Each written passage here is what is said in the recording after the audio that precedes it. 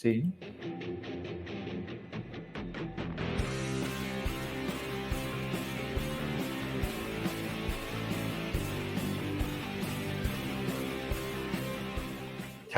Vale, bueno, Jorge, vamos a ello. Venga, vamos. A ver, ¿de qué nos vas a hablar, criatura? Vamos a hablar de una cosa muy interesante, que es cómo Rusia está ayudando al refuerzo de la OTAN con carácter general y más específicamente el el norte. sorpresa. Vamos a ver si encontramos por ahí una foto de Vlad dirigiéndose a su ejército. Empalador, rocas, ¿de quién? ¿De quién en concreto? Diciendo, con esto vamos a Te conseguir... puedo poner un vídeo de Vlad con Xi Jinping, que es el vídeo que pongo siempre últimamente de su reunión. Te puedo poner, de hecho, 3. Tengo cuando así no me tienen que ver a mí como esto. Cuando, no lo sé, eso ya depende de ti. La solución espérate que lo busque, lo debo tener en algún sitio. A ver, cuando entran en la sala, cuando dan la conferencia de prensa, y no sé qué más tengo. Mira, tengo a Rajoy en el foro de la granja y la ruta de la cooperación con Xi Jinping. Ese no. No, vamos a hacer si no entramos un poco, ponle una foto y ya está. Venga, bueno, tú sigue hablando que yo lo encuentro. Vamos a ver de qué trata esto. Esto son cosas que sabemos todos, pero las juntamos todas porque es paradójico lo que está consiguiendo la Rusia de Putin. Cuando Rusia se lanza a la invasión de Ucrania, lo que quería, y esto sobre todo Oscar se lo ha explicado en algunas cosas, en algunos vídeos, es ampliar, digamos, el colchón de seguridad en torno a su territorio. Rusia es una gran potencia y como gran potencia, lógicamente, pretende tener a sus enemigos, que somos nosotros fundamentalmente, la OTAN, los países occidentales, tú también, sí, vaya, querido, lo siento. Vaya. Y tener lo más lejos posible, por eso estamos en un sitio sin nombrar del hemisferio norte, por si acaso. Y está aquí al lado nuestro amigo, claro, no me acuerdo su nombre, era Boris, ¿no? Que estaba aquí al lado.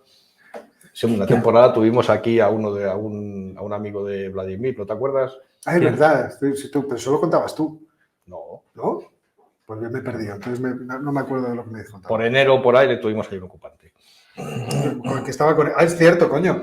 Es cierto, que teníamos aquí, sí, efectivamente. Claro, hombre, ¿cómo no? Lo que pasa es que la Pascua ya ortodoxa se ha ido. Se fue, efectivamente. Porque le reclamaron de la iglesia, claro, que tenía que oficiar. Ahí tenemos a Vladimir y a Xi Jinping. Bueno, pues lo que quería era ampliar lo que se llama técnicamente el glacis de un país en la geopolítica, que son territorios que el país no son del país, pero le sirven como de primera línea de defensa, para que si alguien del enemigo, que somos nosotros, repito, ataca, se tenga primero que enfangar allí. Lo que quería era ampliar eso y hacer retroceder a la OTAN en todos los sentidos, políticamente, militarmente, económicamente, etcétera, etcétera. Y como vamos a ver ahora, lo que ha conseguido es justo lo contrario de lo que pretendía. Eso parece que los rusos todavía no se han dado cuenta. Todavía no se han dado cuenta de que la cosa se está acercando. Y esto lo podemos ver en varias cosas que han pasado fundamentalmente. Primera, la que acabamos de comentar. Turquía ha decidido aceptar que Finlandia entre dentro de la OTAN. Y también ha sido, lógicamente, Víctor Orbán, porque si Turquía va a decir que sí, que va a decir Orbán. Por Dios, por Dios, ¿qué se ha pensado? Pero claro, Finlandia es un país que tiene varias cuestiones, varias significativas. Primero, tiene casi más de 1.300 kilómetros de frontera con Rusia, de siempre. Segundo, es un país que ha luchado contra los rusos. Incluso en la Segunda Guerra Mundial fue capaz de detener la ofensiva de la URSS, que, para usted contar, con una movilización prácticamente completa de toda la población, poniendo trampas, poniendo minas en la frontera por todas partes. Es decir, que siguen estando movilizados. No me puedo resistir a poner aquí un discurso del padrecito, a ver dónde le tengo yo al padrecito. Padrecito, ¿dónde estás? Ahora le tengo perdido. Yusuf. Tú sigue hablando. Bueno, pues esto es significativo porque los finlandeses, eso por un lado. Por otro lado, los finlandeses, como consecuencia de lo que pasó en la Segunda Guerra Mundial y ya mucho antes, han sido siempre neutrales para evitar las invasiones rusas, lo cual a los rusos les iba muy bien porque será un territorio que hace de tampón entre nuestros enemigos, que están más para allá. Esperemos que haga de tapón, no de tampón. Bueno, sí, perdón, ha sido un error. De tapón para evitar que ataquen los enemigos. Y Finlandia ha tomado ese papel y de hecho actuó como un país neutral, no al nivel de Suiza, pero casi como al nivel de Austria durante muchísimos años y los Se hablaba de la finlandeses... finlandización, se hablaba, Eso claro, es. de la finlandización. Mira, aquí tengo al padrecito ahí dando el discurso. Pues Os ponlo lo de habéis fondo. perdido por un poco. Ponlo de fondo. Vaya, joder. Sigue, sigue. Josip. ¿Y ahora qué pasa? Pues que los finlandeses, aparte de que tienen esa frontera, tienen muy claro que han experimentado una invasión de la URSS en su momento y ahora ven que hay probabilidades de que haya una invasión de Rusia. Entonces, se van a preparar y cuando los finlandeses se preparan, que digo que están todos militarizados si hace falta, Sí, sí, hacen están ejercicios, militarizados. tienen armas, empiezan a poner trincheras, búnkeres, etcétera, etcétera. Lo más significativo, pero lo menos relevante, es que van a levantar una valla en la frontera. Por lo que yo he leído hasta ahora, lo único que había era una verja de madera para el ganado, porque para que Sí. no se pase de una propiedad a otra, Y ni eso. y ni eso, van a levantar una valla de verdad para controlar el tránsito de personas, el tránsito de mercancías. Pero detrás de eso seguro que irá la fortificación más o menos solapada de buena parte de esa zona. Piensan hacerlo en aproximadamente 3 años. Bueno, con lo cual, ¿qué ha conseguido Rusia aquí? Pues lo que ha conseguido Rusia es que un país neutral y bastante cercano a los rusos, hay que tener en cuenta que hasta la disolución de la URSS, Sí. Finlandia sobre todo comerciaba con la URSS y funcionaba Es bastante que es un bien. país con muy poca gente, no pequeño, pero Con poca gente. Con 100 poca gente. millones, como la Comunidad de Madrid. Claro. En un espacio además lleno de lagos. Inmenso, un espacio inmenso. Espacio inmenso que están dispuestos a defender a todos los niveles. Hay que tener cuidado con los finlandeses. Luego, esto por un lado, ya han conseguido eso, y además entra en la OTAN. Lo cual, por otro lado, estábamos hablando de que Turquía no quiere que Suecia entre. Bueno, pero si entra Finlandia, es que Suecia está en medio. Es decir, ¿qué aporta Suecia territorialmente? Lo leí antes de ayer. Para evitar ese problema, que Suecia se quede descolgada, han aprobado Suecia, Noruega, Dinamarca y Finlandia eso, el mando único. Es lo que estaba diciendo Ángel. Otra cosa que ha pasado como consecuencia de eso, pues que han decidido los países nórdicos poner en cooperación su fuerza aérea, lo cual significa no solamente los cazas, sino también los sistemas de comunicación, radares, etcétera, etcétera, para detectar. Mando único. Los países nórdicos juntos sí son una población, en terreno son la pera y además claramente tienen un interés geográfico común. Juntos ya son más de 30 millones. Y además, las Fuerzas Armadas juntas, sobre todo la aérea, que es la relevante en este caso, evidentemente, sí que llega a tener un cierto peso. Creo que eran 230 aviones, si no recuerdo mal, que ya es una cifra bonita, ya no son 4 helicópteros. Y además eso significa, en otro sentido, que van a poner en comunicación los sistemas de comunicación, los sistemas de control, los sistemas de mando y van a ir avanzando en esa línea de lo que hemos hablado aquí muchas veces, la interoperabilidad de los ejércitos, que es lo que saca más rendimiento a trabajar conjuntamente. Claro. Pero claro, si mejora esa interoperabilidad, mejora también la de la OTAN en conjunto, que es otra consecuencia de lo que ha hecho Rusia invadiendo. Y incluso se puede decir, si vas a ir a un embrión de Fuerza Armada Europea, pues estos pueden suponer una parte, que son la Fuerza Aérea, en el norte, que ya sabe cómo funcionan conjuntamente. El mando norte. El mando norte, pueden funcionar con los demás. O sea que más madera al asunto. Luego, ¿qué ha conseguido también? Pues que la OTAN haya decidido crear lo que se llaman los eurogrupos en los 3 países bálticos y en Polonia, en el cual son grupos muy pequeños, son solamente testimoniales, en el cual hay tropas del país más tropas de otros países de la OTAN. Por ejemplo, los españoles estamos en Letonia. Letonia, sí. Nos ha tocado estar en Letonia, que es como una señal. Bueno, pues la OTAN tiene aquí un grupo que evidentemente en una guerra pues raramente podría hacer nada, ¿no? Pero tiene un grupo de combate al cual podemos utilizar en cada momento si hace falta. Que le ha sentado mal a Vladimir porque los comparaba con la División Azul. En uno de los discursos hizo la referencia. Están ahí otra vez, han vuelto. Cuando ya me acuerdo cuándo fue. Cuando el homenaje que hicieron, que era el aniversario del cerco de Leningrado. Ahí lo dijo. Ahí lo dijo. O sea que... Lo que pasa es que es una división azul muy rara, porque hay de todos los países. Yo la veo más bien verde, porque con los tanques son verdes, o sea que no, porque las unidades españolas que hay, creo que son unidades aéreas y comunicaciones. No, y blindados. Me parece que por lo menos había, si no son 12 carros, no recuerdo. Es que sí, una persona y un militar ahora que está ahí, lo que no sé en qué memoria. Y a esto añadiré otra cosa, no es exactamente la misma zona, pero casi que es Polonia. Polonia ha decidido, ya ha incrementado el presupuesto de defensa de 2% al 3% y piensa mantenerlo ese nivel.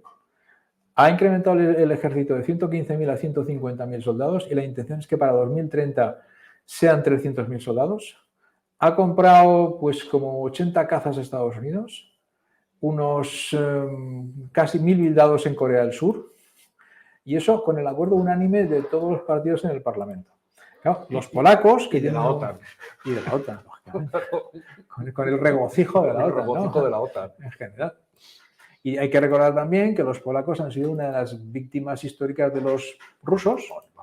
Entonces ellos tienen todas las razones del mundo para prepararse porque ellos saben perfectamente que Rusia podría invadir Polonia, podría tener la intención de invadir Polonia y entonces piensan hacerlo lo más difícil posible.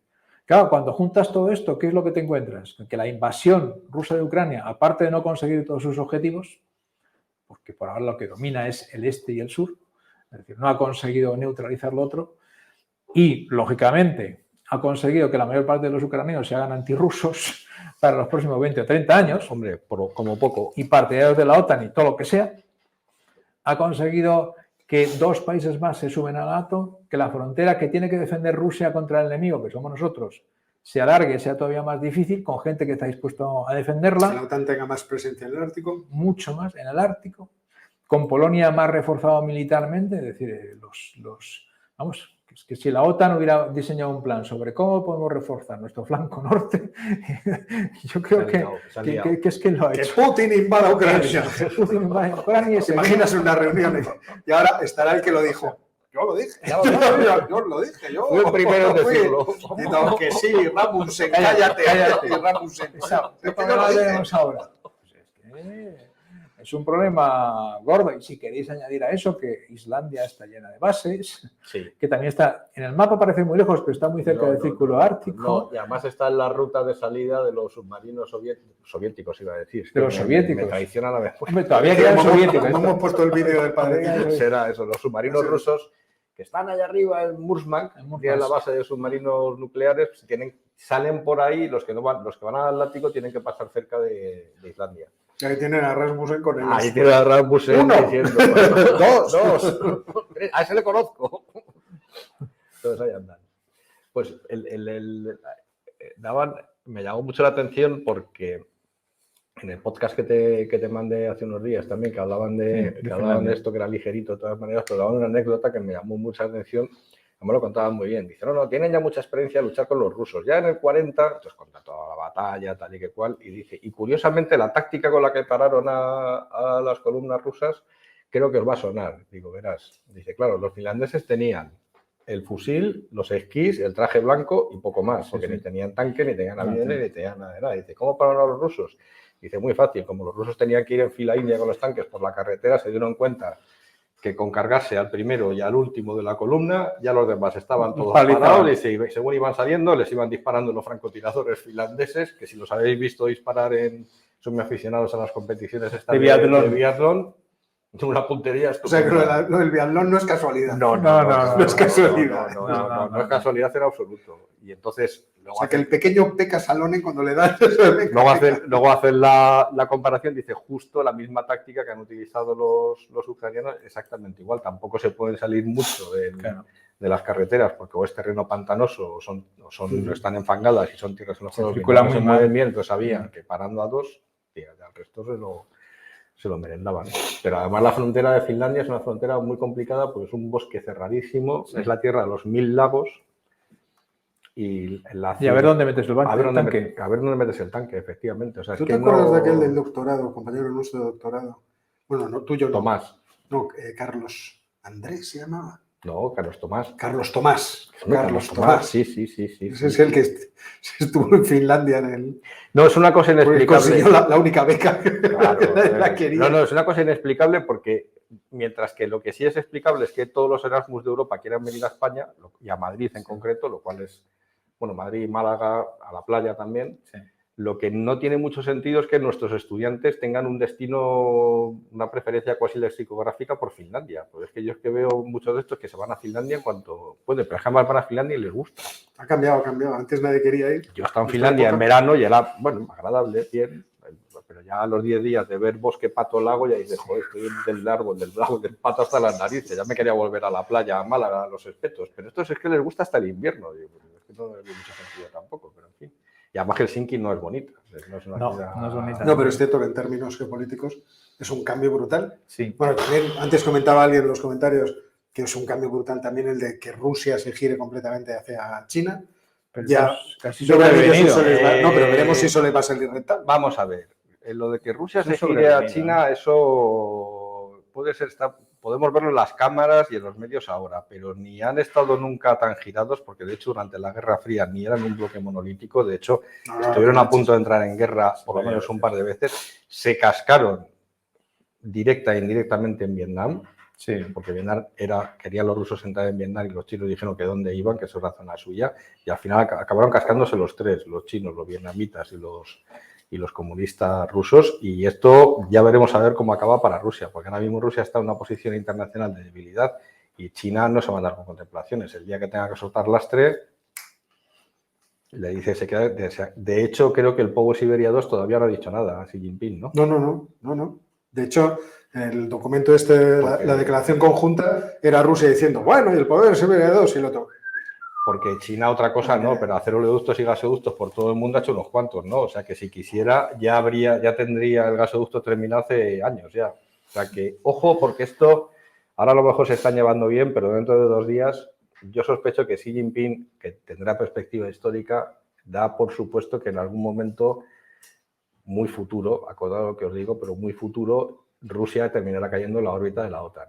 Y entonces, probablemente lo que se vaya a encontrar en las fronteras... Vamos a hablar un poco de esto, que me parece un tema muy interesante. O sea, he metido la pata. Imaginemos que Rusia pierde esta guerra, que salta el poder político en Rusia y que en vez de irse a los ultranacionalistas es tomado por agentes democráticos, dentro de lo que Rusia se puede llamar.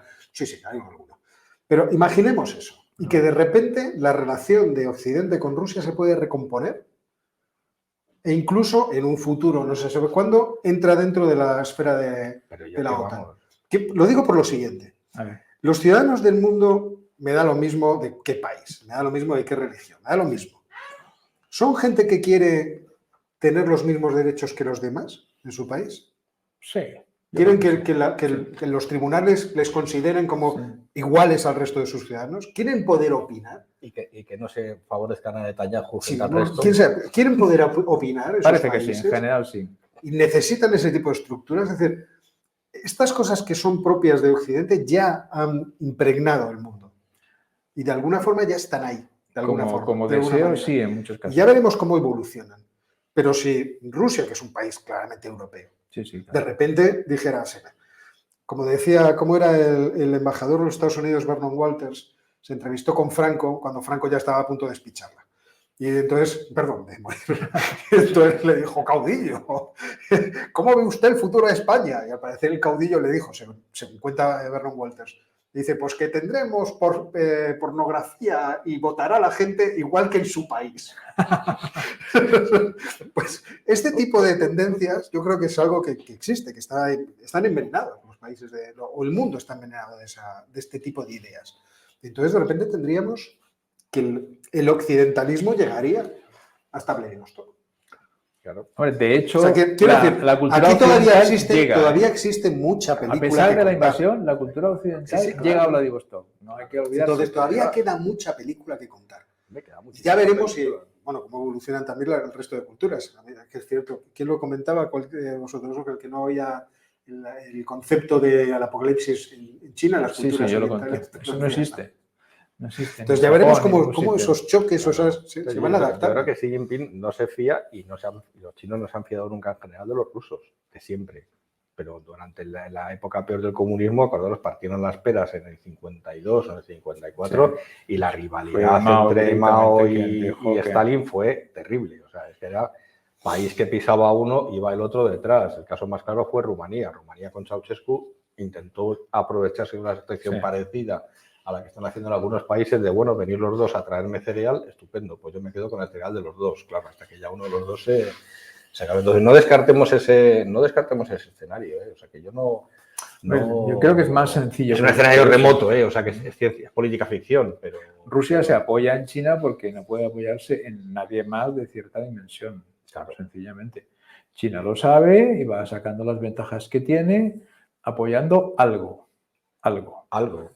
pero no mucho. No está dispuesto a perder otras cosas a cambio de un apoyo a fondo de Rusia. De hecho han encontrado, me parece que han encontrado, creo que, no sé si han sido parte de chalecos antibalas y determinado tipo de material militar chino en Ucrania, pero lo han callado porque a nadie le interesa, porque pasándole material seguro que están, pero debe ser cosas de... Sí, pero lo que se llama armamento no letal, que cuando dices esto la gente dice, el armamento siempre es letal.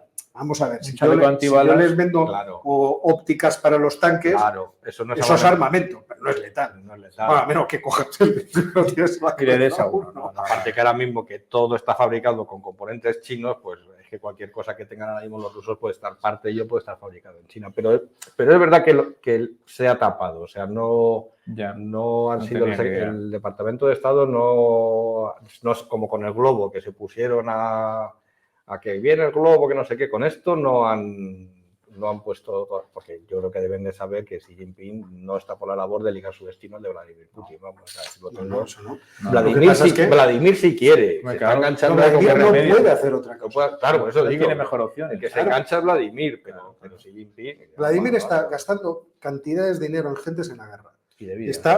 Y de vidas. Está tratando de... Bueno, ya lo hemos visto, el desempleo, no, eso lo contaré mañana en un vídeo, pero está en mínimos precisamente porque no tiene gente. Claro. Porque la fuerza de trabajo se está comprimiendo. Entre los que se van y los que tienen que ir al frente. Claro.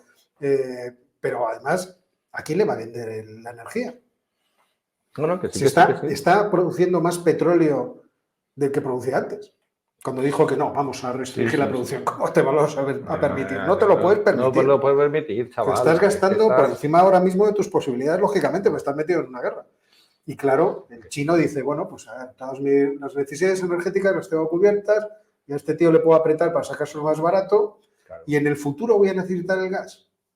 Pues no. Pues a lo mejor no. Pues a ver, ahí, por ejemplo, entra el hecho del acuerdo que tienen con Irán, que no está desarrollado, para llevar petróleo y gas desde Irán a China, que es la razón por la cual al final Raisi se fue para Pekín, para decir, bueno, a ver si esto le damos vida. Para China es mucho más sencillo abastecerse de petróleo y gas desde ahí, o desde Qatar, o desde Emiratos, que desde Rusia. Entonces, si se lo pone muy fácil Rusia, bien, pero si no... Luego, además, China está metido en una revolución verde parecida a la europea y están dando subsidios, pero vamos, más que están dando en Europa y casi en Estados Unidos para hacer la transición, porque exactamente igual que nos interesa a nosotros, desde un punto de vista económico, les interesa a ellos. No, y estratégico.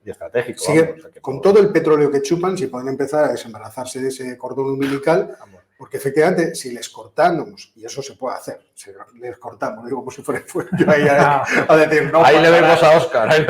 No pasará. ¿Dónde vas? Si los Estados Unidos le cortan el tránsito de petróleo por el Malaca o por lo que sea, les parten por la mitad. Y los Estados Unidos, a ver cómo les bloqueas. Y una cuestión anecdótica, pero que ya se empieza a oír, que es anecdótica puramente, pero se empieza a oír. Ya en China hay voces diciendo que los acuerdos que formó China con Rusia en el siglo XIX, cuando China estaba hecho unos zorros, después de la guerra del opio, que no tuvo más remedio que ceder cosas, que eso fue hecho bajo presión. Que había que empezar a repensar aquellas cosas. Hay unas reparaciones. Hay unas parcelas ahí. Hay unas parcelas. Y esto de que... Oye, ese campo era de mi familia. De que el Amur sea un río ruso, que no está... Esas parcelas... No. Y a veces, incluso, esto es muy anecdótico, ¿no? En algún mapa chino aparecen Vladivostok y Javaros con los nombres chinos. De las antiguas ciudades chinas. Sí, claro. Ahí ya contamos lo que cuenta en el libro Semyonov, cuando llegan los aventureros, los exploradores rusos con su pequeño ejército y tal, justo hasta el Amur y de repente se les presentan los 10.000 chinos con cañones y nosotros las leches. Hola, buena. Hola, buenas, que esto es nuestro. O sea, y el otro, bueno, ¿Qué dice usted? que ya nos íbamos. El ruso empezaba yo, que ya nos íbamos. ¿No? ¡Uy! Se me hace tarde. Que tengo que ir a buscar a los niños. Pues eso, que todo va en esa línea. Es lo que dice Ángel. Rusia necesita a China porque no tiene nadie más de tamaño en quien apoyarse. Nadie más, de dimensión. Punto pelota. Y a partir de ahí... Bueno, vamos a las preguntas. Sí, venga. Porque está la gente además preguntona, ya está preguntando Pues venga. cosas.